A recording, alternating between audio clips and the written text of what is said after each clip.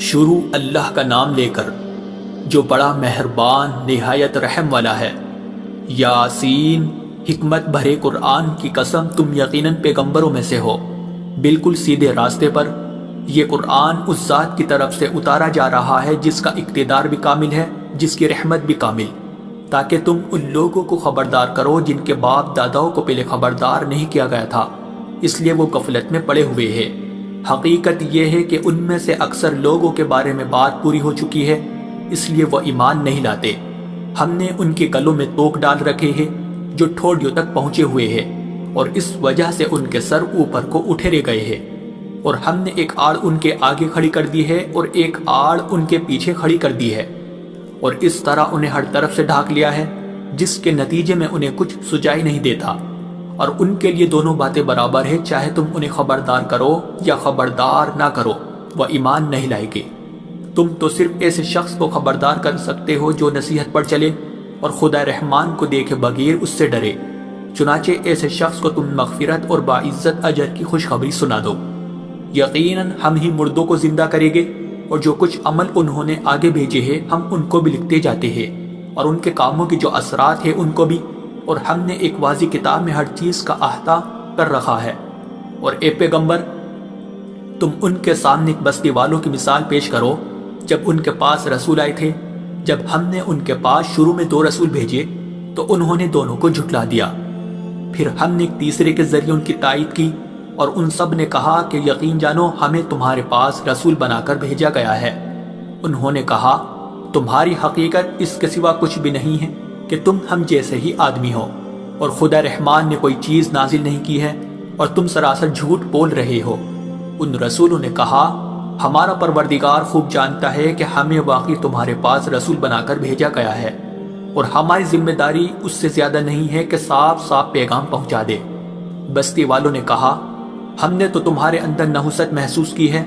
یقین جانو اگر تم باز نہ آئے تو ہم تم پر پتھر برسائیں گے اور ہمارے ہاتھوں تمہیں بڑی دردناک سزا ملے گی۔ رسولوں نے کہا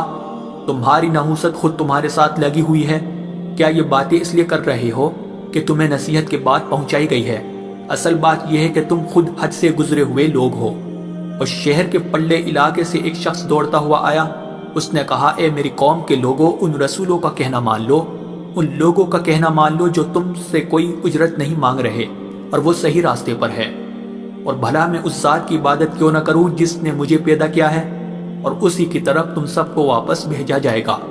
بھلا کیا اسے چھوڑ کر میں ایسوں کو معبود مانوں کہ اگر خدا رحمان مجھے کوئی نقصان پہنچانے کا ارادہ کر لے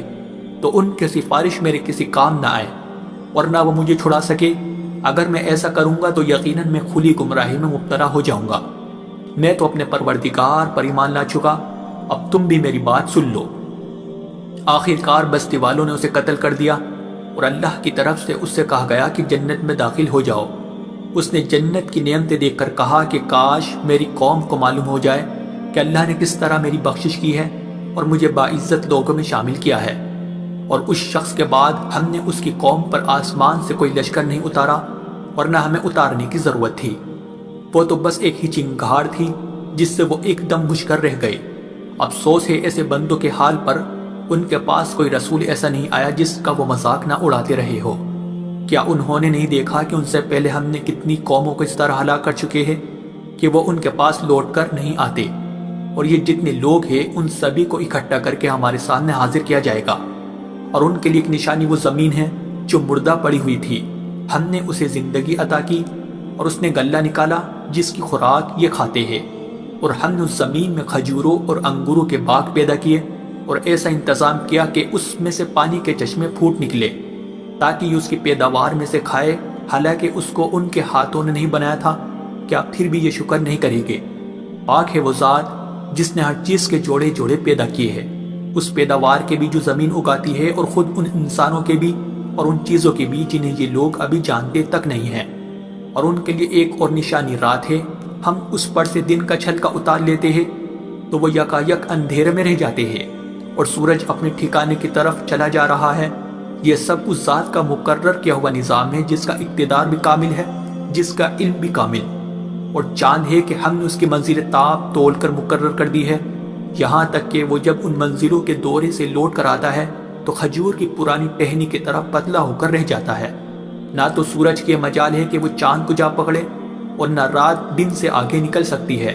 اور یہ سب اپنے اپنے مدار۔ اور ان کے لیے ایک اور نشان یہ ہے کہ ہم نے ان کی اولاد کو بھری ہوئی کشتی میں سوار کیا، اور ہم نے ان کے لیے اسی جیسی اور چیزیں بھی پیدا کی جن پر یہ سواری کرتے ہیں،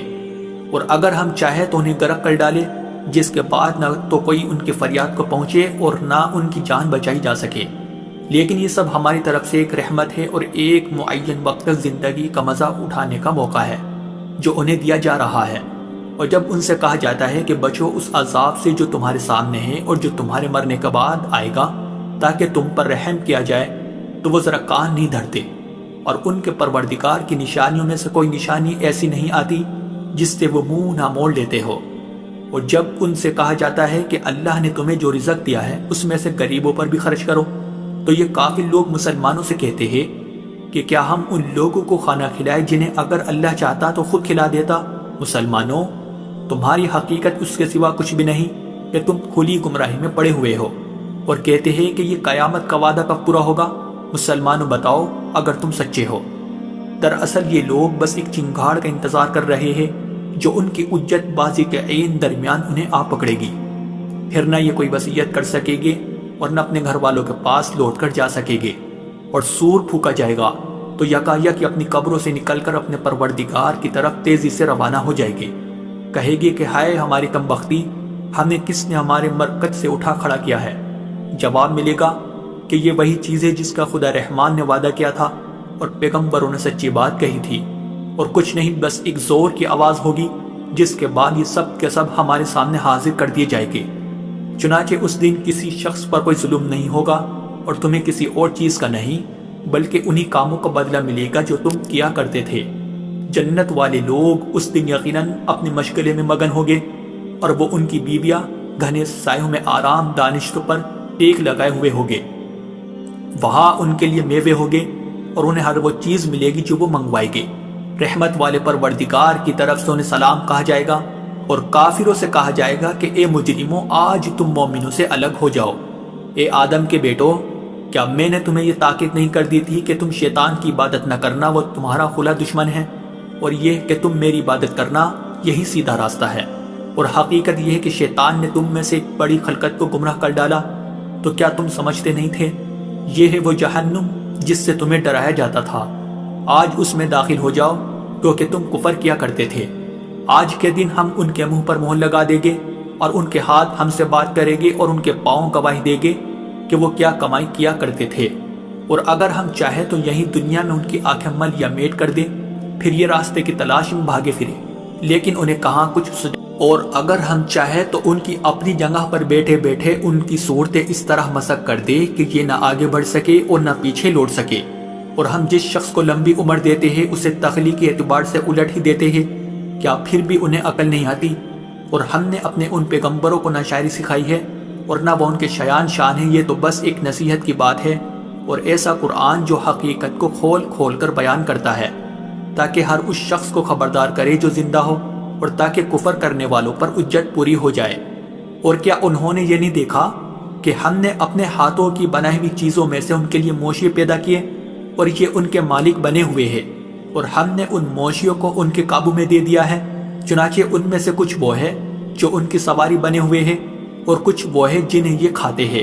نیز ان کو ان مویشیوں سے اور بھی فائدہ حاصل ہوتے ہیں اور پینے کی چیزیں ملتی ہے، کیا پھر بھی یہ شکر نہیں بجا لائے گے؟ اور انہوں نے اللہ کو چھوڑ کر اس امید پر دوسرے خدا بنا رکھے ہیں کہ انہیں ان سے مدد ملے، حالانکہ ان میں یہ طاقت ہی نہیں ہے کہ ان کی مدد کر سکے،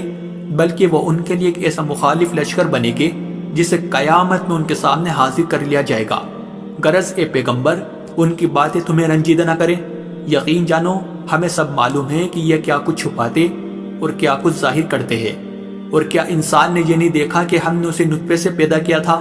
پھر اچانک وہ کھلم کھلا جھگڑا کرنے والا بن گیا؟ ہمارے بارے میں تو وہ باتیں بناتا ہے اور خود اپنی پیدائش کو بھلا بیٹھا ہے، کہتا ہے